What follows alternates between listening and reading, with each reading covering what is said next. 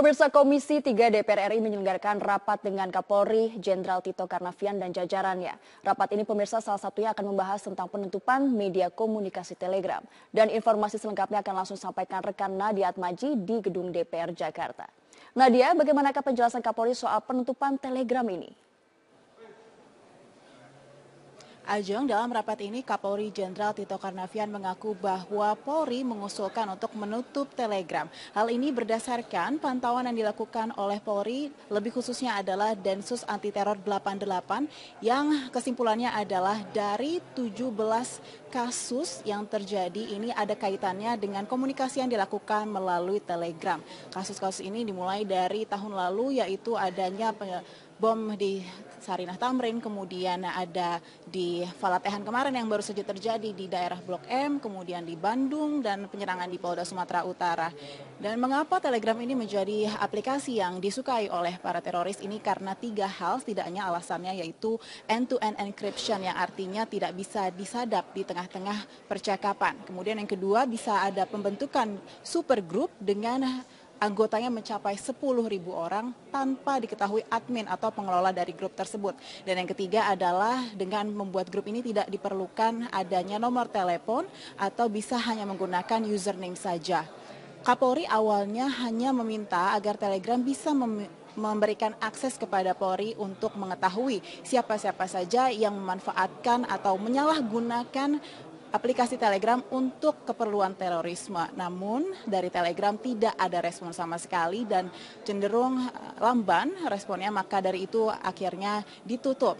Karena adanya penutupan ini barulah Telegram merespon, dan jika nantinya ada deal-dealan atau ada sebuah kompromi yang bisa dilakukan antara Kemenkominfo dengan Telegram, diharapkan Kapolri meminta agar ada akses yang bisa diberikan kepada Polri untuk mengetahui siapa yang menggunakan untuk keperluan terorisme. Karena saat ini yang berkembang adalah fenomena lone wolf, yaitu masyarakat secara personal bisa meminta informasi di grup, bagaimana cara meracik bom dan bagaimana mencampurkan kandungan kimia, ini bisa langsung dilakukan melalui chat di dalam Telegram ini. Dan berikut kita dengarkan pernyataan selengkapnya dari Kapolri Tito Karnavian. Yang kita minta kepada Telegram bukan ditutup sebetulnya. Tolong kami diberi akses. Kalau sudah menyangkut urusan terorisme, keamanan negara, kami diberi akses untuk tahu siapa itu yang memerintahkan ngebom. Siapa itu menyebarkan paham radikal. Jadi kita diberi akses khusus untuk kasus terorisme. Tapi nggak dilayani. Dengar dulu, nggak dilayani, nggak ditanggapi. Ya kalau nggak ditanggapi, kita tutup. Kita tahu bahwa ini adalah profit oriented bagi mereka, market besar Indonesia ini bagi mereka. Telegram ini, penggunanya jutaan Indonesia. Begitu kita tutup, mikir mereka. Nah sekarang mereka saya dengar sudah mulai membangun hubungan komunikasi dengan Menkominfo. Fight. Ajeng. Ya, lantas Nadia, bagaimanakah dengan isu yang berkembang soal motif dalam penganiayaan pakar IT Hermansyah? Ajeng, selain tentang isu tentang Telegram juga dibahas isu terkini, salah satunya tentang pembacokan yang dilakukan kepada pakar IT Hermansyah. Kapolri Tito Karnavian menegaskan bahwa tidak ada motif politik yang menjadi alasan dari pembacokan yang dilakukan oleh 2 tersangka. Hal ini dikarenakan berdasarkan dari penyidikan yang dilakukan bahwa ternyata 2 pelaku atas inisial L dan E ini justru saat pelarian sempat merasa ketakutan dan ini ingin menyerahkan diri karena mereka melakukan pembacokan ini dengan alasan semata-mata secara emosional sesaat dan akibat tidak terima mobil mereka saling berserempet. Dan karena inilah Kapolri menekankan bahwa tidak ada motif politik sama sekali dalam terjadinya pembacokan yang terjadi di jalan tol dalam kota ini.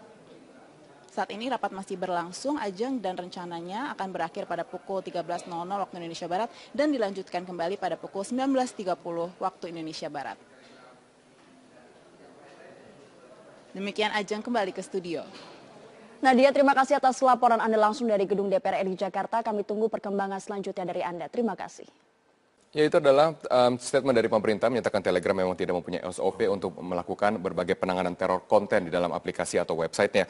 Mas Lukman, tidak hanya di Indonesia, tetapi juga di Rusia mengancam menutup Telegram. Aplikasi Telegram dibuat oleh orang Rusia, di Rusia juga diancam tertutup karena teror pada 3 April 2017 di Saint Petersburg, Rusia dikatakan juga para pelaku berkomunikasi dengan Telegram. Tidak hanya Indonesia yang tegas, tapi Rusia juga sudah tegas dan Telegram juga membuat gerah negara-negara lain. Apakah ini yang sekarang sudah memblokir itu Cina, Saudi Arabia, dan Iran. Dan semua mempunyai keluhan yang sama? Sama alasannya sama, yaitu tidak bisa mengakses usernya siapa. Nah, berarti Telegram ini memang tidak patuh pada peraturan-peraturan dari negara-negara Lebih tepatnya, Telegram itu menjaga betul privasi penggunanya.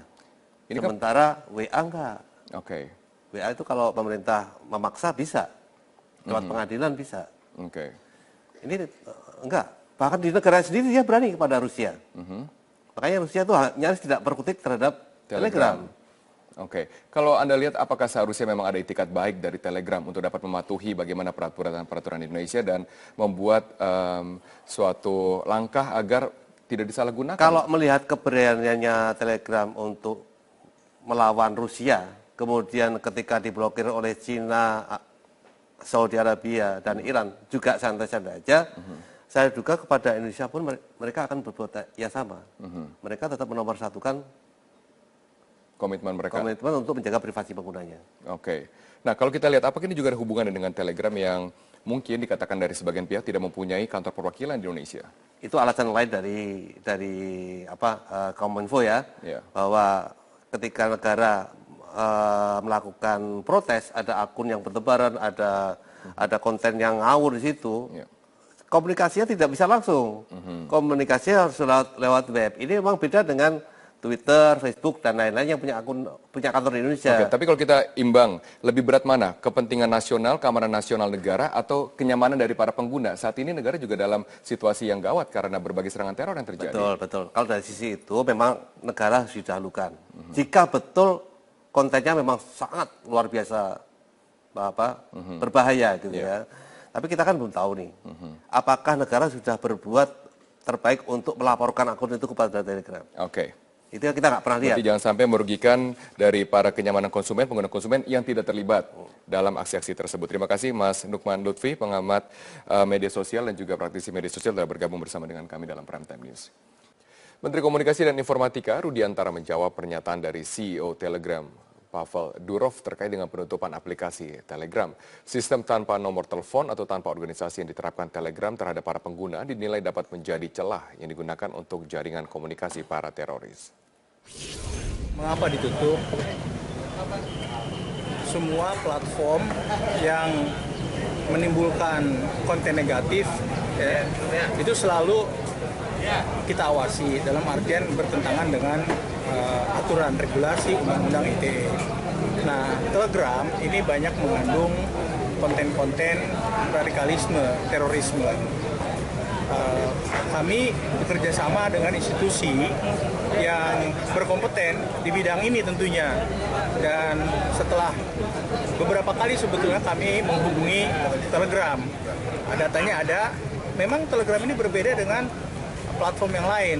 Kalau Twitter, kemudian Google, YouTube, dan ini Facebook, mereka menyediakan orang, menyediakan nomor telepon, menyediakan organisasi untuk berinteraksi. Kalau misalkan dibutuhkan sesuatu, Telegram itu tidak. Telegram itu melalui website, jadi kirimnya melalui email. Kami lengkapi semua itu. Nah, setelah tidak ada respon dan kontennya memang membahayakan, setelah didiskusikan dengan institusi, akhirnya kami tetapkan bahwa yang webnya, Telegram web itu diblok, ya, tidak bisa diakses dari komputer. Nah, aplikasi Telegram aplikasi yang lewat ponsel itu masih bisa jalan. Namun kami juga sudah meminta kepada Telegram untuk menyiapkan semacam SOP sama tata cara untuk CEO dari aplikasi Telegram, Pavel Durov, mengaku heran dengan rencana pemblokiran aplikasi pesan singkat Telegram oleh Kementerian Komunikasi dan Informatika Republik Indonesia. Melalui akun Twitter pribadinya, Durov mengatakan belum menerima permintaan ataupun keluhan dari pemerintah Indonesia. Pihaknya akan terus menyelidiki informasi tentang pemblokiran tersebut. Permintaan pemerintah kepada Internet Service Provider untuk memblokir 11 domain name sistem Telegram menuai tanggapan dari para pengguna media sosial. Melalui tagar tolak blokir Telegram, netizen mengkritisi rencana pemblokiran Telegram karena dinilai membatasi kemudahan berkomunikasi.